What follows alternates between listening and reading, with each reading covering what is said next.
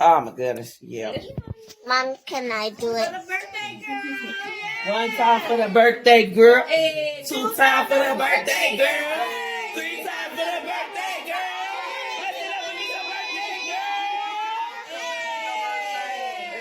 Happy birthday. Why everybody get quiet? I don't know. I was still talking. Oh, I was just getting.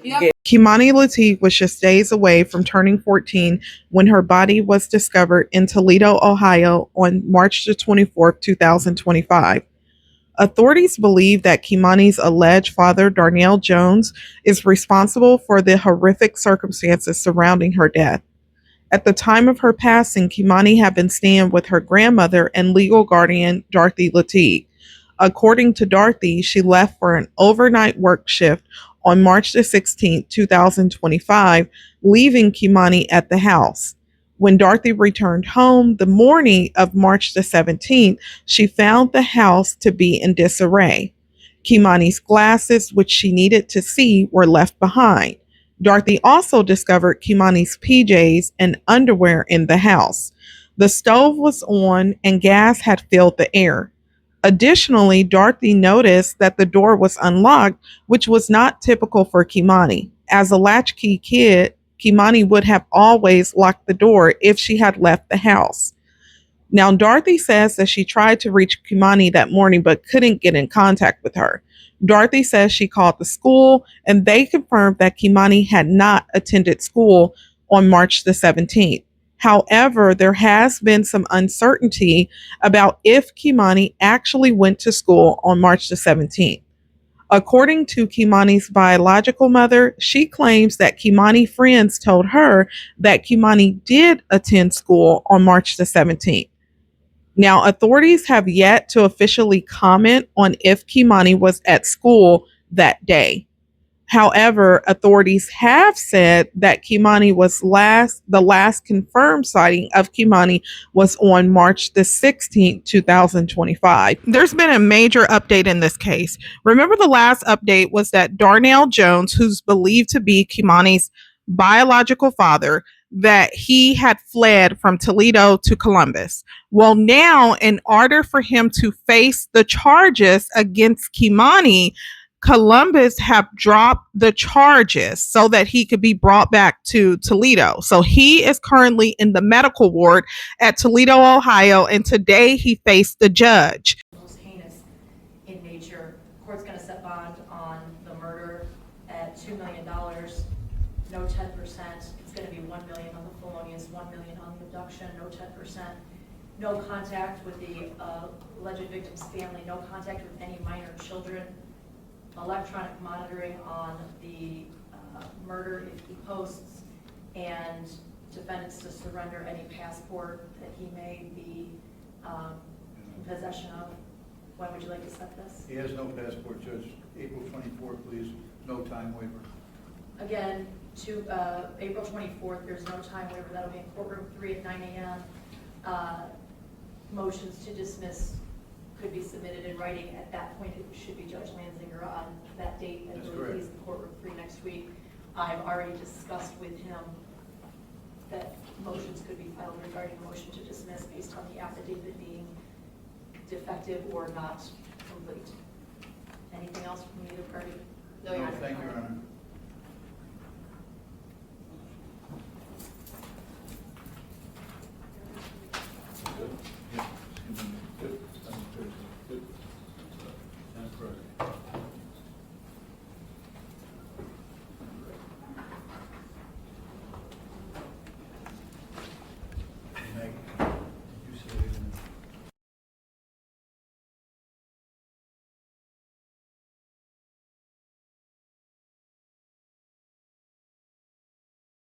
Now, of course, the public is upset with Darnell Jones having a bond in this case. At the amount of the bond, do you believe that Darnell Jones will be able to bond out? I personally do not feel that Darnell Jones will be able to post this bond, but if you do, please drop your comments below. And do you believe that he should have any bond at all? I've seen comments, I've seen videos where people obviously are upset because of the horrific manner in which Kei'Mani was taken.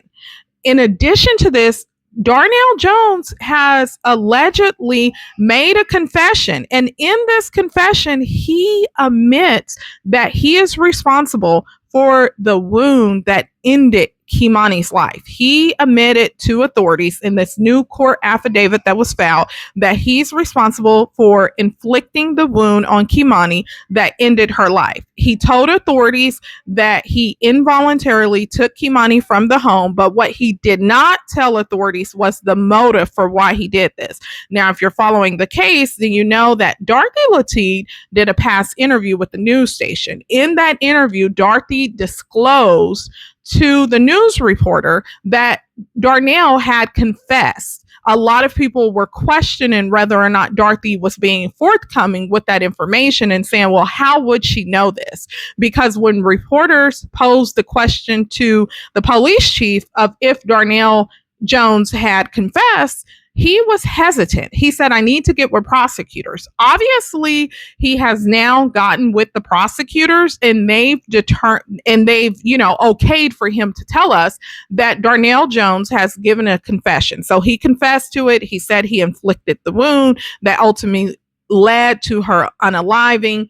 And in addition to this, he will not say what the motive was. I am going to go ahead and play this press conference from the Lucas County Child Protective Service. It's important that you watch this.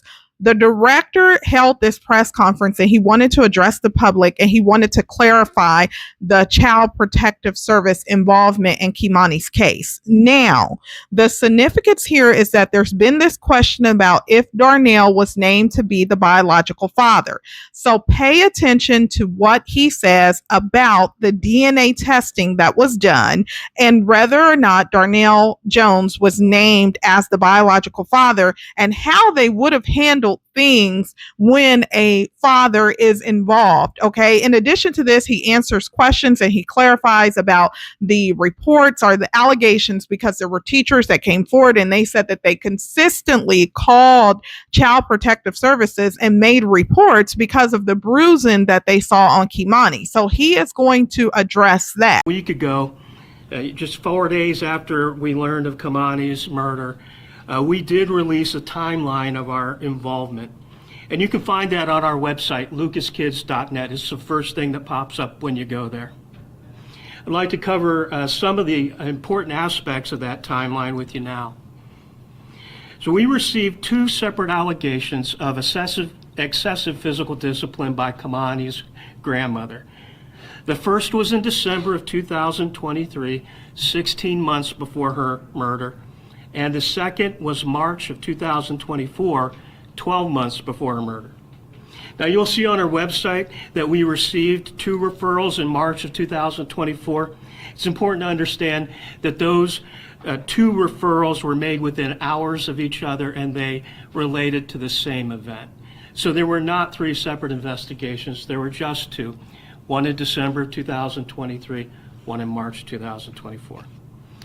Prior to those 2 referrals in December of 23 and March of 2024, the last involvement we had with Kei'Mani occurred in 2011 when she was an infant. Further, at no point in our involvement with Kei'Mani was there any mention of Darnell Jones by anyone in the family, by anyone involved with the family, or by anyone associated with the schools. Again, as I said, both investigations alleged that grandmother had used excessive physical discipline. Those investigations were initiated on the very same day that we received the calls. Both investigations involved reviewing the family record, including identified family members, speaking directly with the persons who made the reports, a physical inspection of the home and the living conditions, speaking with the child alone, speaking with collateral sources. These are people who know the family but don't live in the home. Doing background checks, application of state-mandated family assessment and safety assessment tools, and then sending letters to the mandated reporters when our investigation was complete. In both investigations, both Kei'Mani and her grandmother stated that the household consisted of just them. Neither mentioned Darnell Jones, neither identified him as a father of the child, and neither said that he was a support for the child or the father. And again, none of the referral sources nor the collateral sources we spoke with ever mentioned a father nor mentioned Darnell Jones. No record exists which establishes paternity of Kei'Mani, not with Darnell Jones nor with any other person.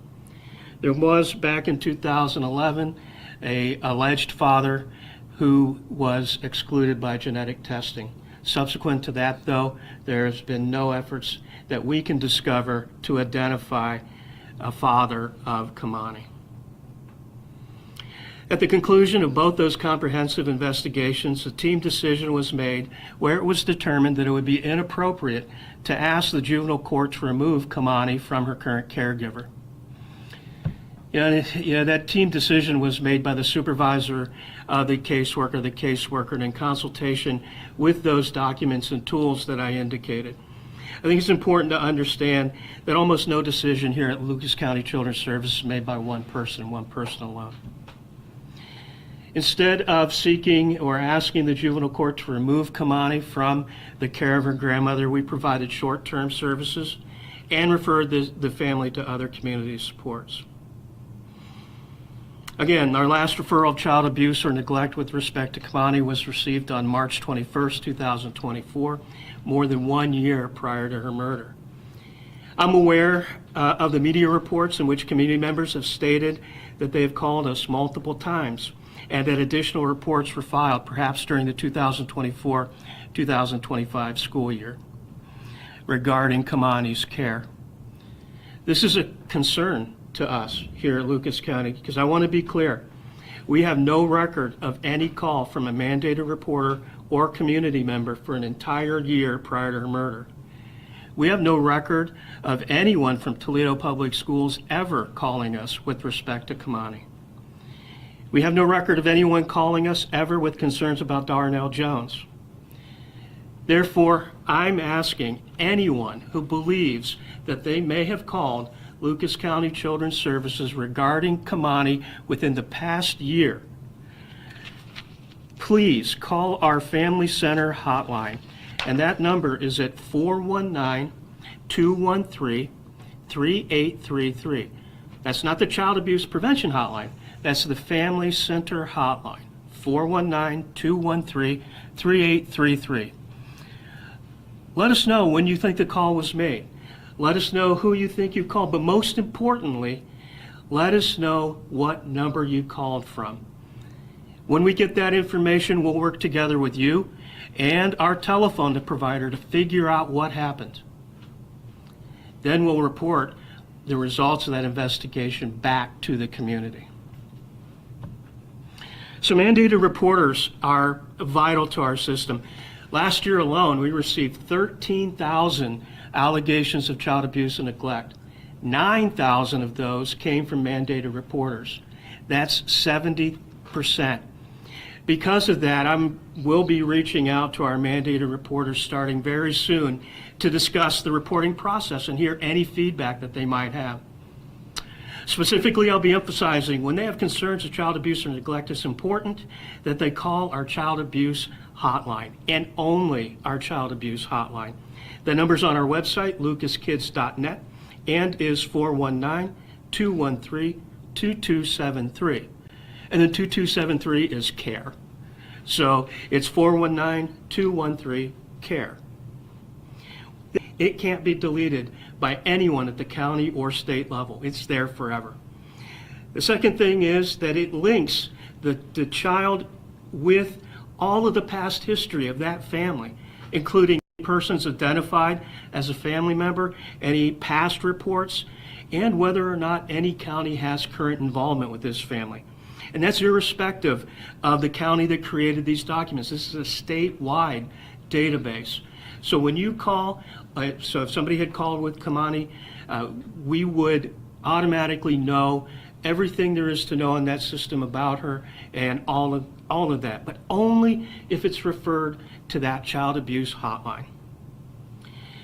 Then the system establishes and tracks when certain actions are required and completed. For example, under certain circumstances, we're required by law to respond within 1 hour.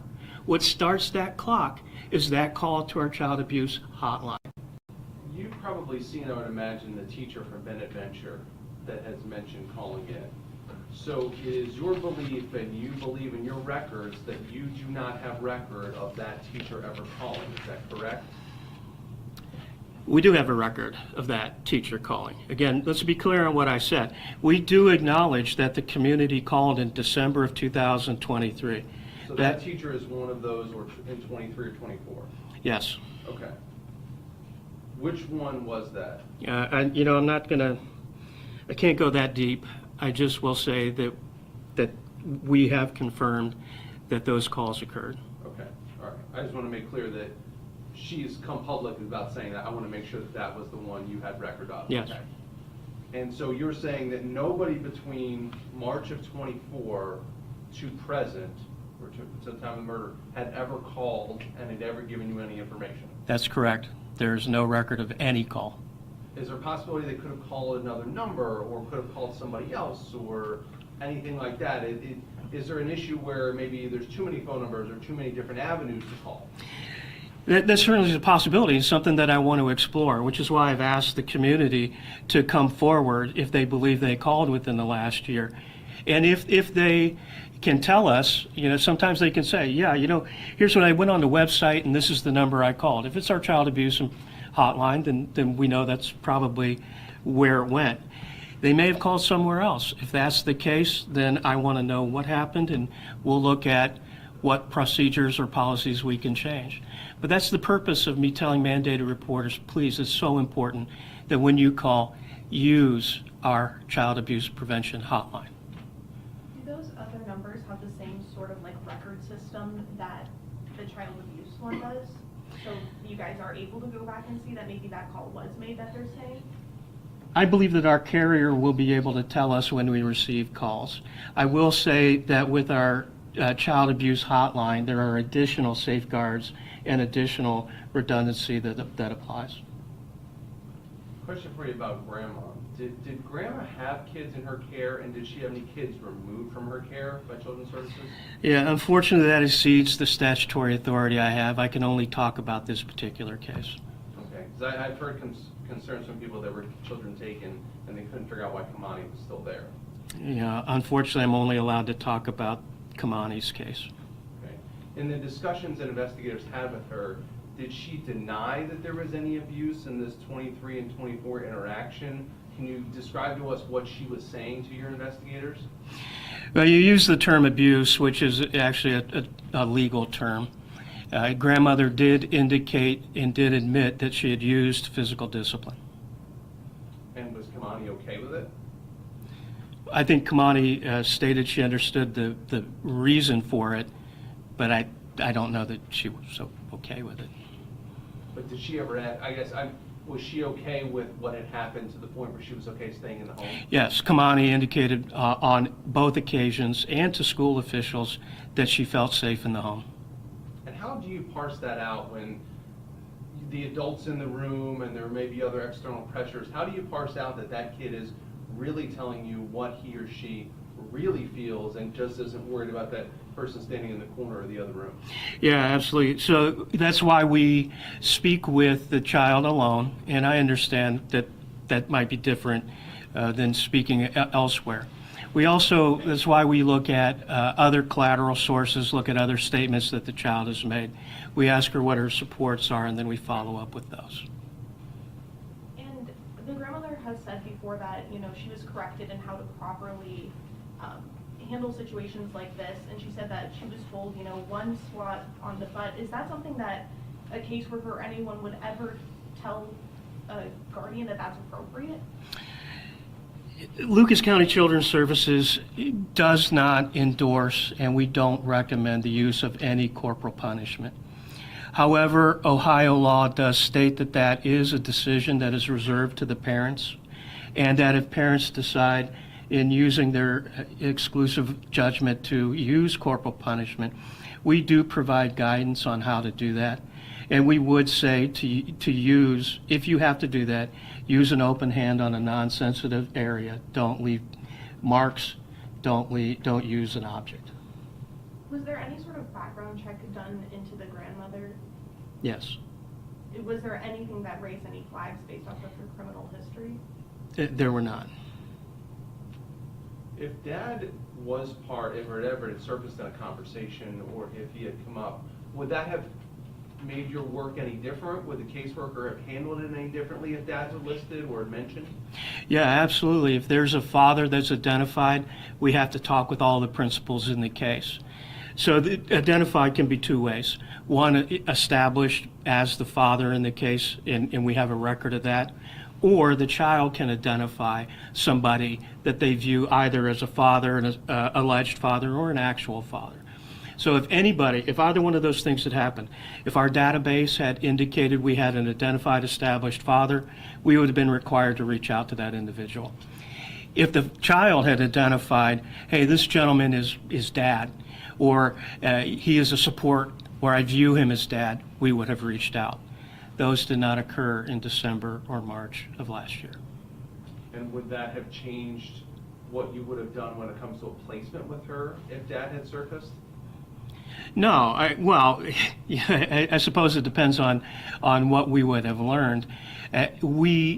From whoever was identified as Dad. But no, I mean, we determined that the placement there was appropriate. All the basic needs of the child were being met. She was getting all of her sustenance, her housing conditions were fine, her school and medical conditions were being met. So the presence of a father would not have caused us, I think, to recommend to the juvenile court that they change custody or placement. And in March, and in this 23 and 24 interaction, how did Mom come into play? Was she notified? Was she discussed? Again, that I can't go into. You said that sometimes you'll respond within an hour to a hotline call. Yeah. What would those, can you describe some of the occasions where that, well? Yeah, if the allegation is that a child is in immediate risk of serious physical harm. You mentioned that her school needs were being met, and she had been at multiple schools, transferred multiple times. Did that raise any flags to you guys or alert you of any potential issues? No, and that point's been brought up, and that's a great point, and I understand that. No, we respect the family's ability to determine what's best. In fact, we encourage families to come together without the assistance or interference of the state of Ohio or Lucas County to do what is in the best interest of their families. We're not going to second guess whether a child is moved 2 times, 3 times, or 6 times. As long as the child educational needs are being met, then we trust the families to make those decisions. And can you also kind of discuss in just general terms what it takes or at what point a child is removed from a home? Yeah, well, anytime that we believe that the child is in imminent risk of physical harm, or, well, let me back up. So if we believe that, we have 2 courses open to us. We can make a determination as to whether we believe the family can and will work with us and ensure the safety of the children. If the answer to that question is yes, then we'll try to work with the family before going to court. If the answer to that question is no, that despite the reasonable efforts that we have made, this family or this child remains at risk, then we have to go to court. It's important to understand, Lucas County Children's Service, no children's services agency in Ohio can remove children. We're the only ones who can. Police officers can, courts can. What we have to do in that circumstance is take those facts to a neutral, impartial magistrate or judge, and that neutral or impartial magistrate or judge makes those determinations. I want to get into a little bit of the history with Kei'Mani. So when she was born, was she put into foster care originally? Again, unfortunately,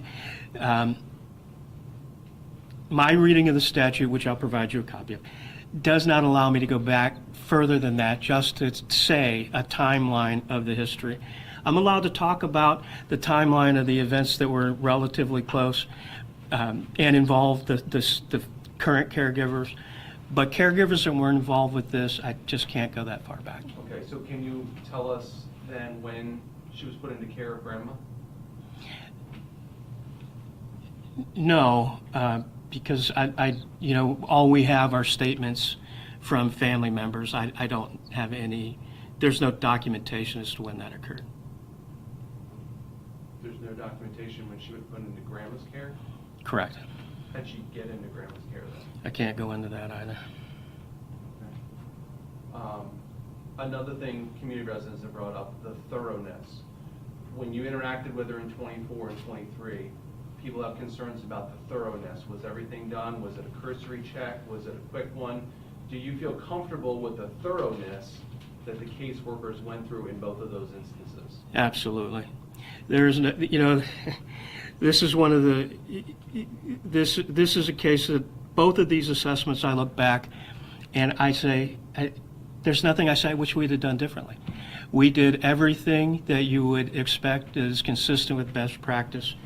We went out, we initiated the very same day. We went out, we talked with everybody. We found 2 collateral sources. We applied the family assessment, risk assessment, safety assessment. We talked with the child. We looked through the entire house and saw no evidence of anyone other than the 2 people who said that they lived there. So no, I am confident. I'm confident in my own judgment that these were 2 exceptional and comprehensive assessments of risk. I don't want to speak on behalf of the state, but I have to believe based.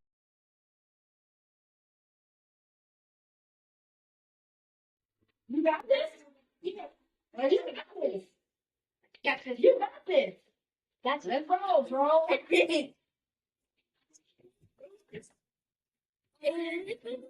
got your back. I got your back.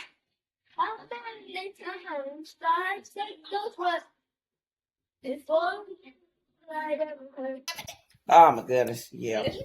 Mom, can I do it? One time for the birthday girl. 2 times for the birthday girl. 3 times for the birthday girl. Let's get up and meet the birthday girl. Happy birthday.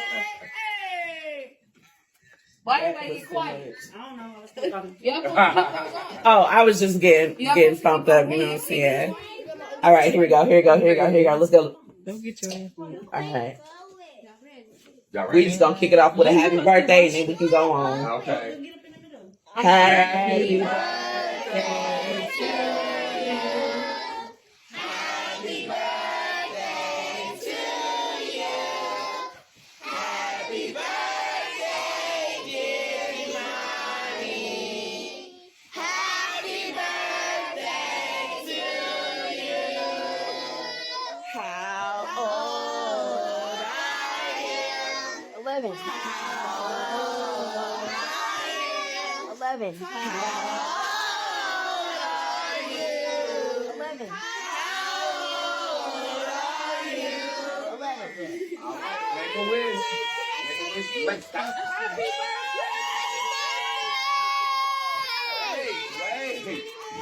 You ain't even get to blow the candles out. Somebody else did. Yeah. Now who the fucking blew on me? You want mom out? Yeah, she was by her. Don't nobody go by her. Yeah. But I think that was deep service. Okay. Like everybody wanted to get to know her, and she like played basketball and she loved boxing. Just feel like she's being loved and that the city is supporting her and the family.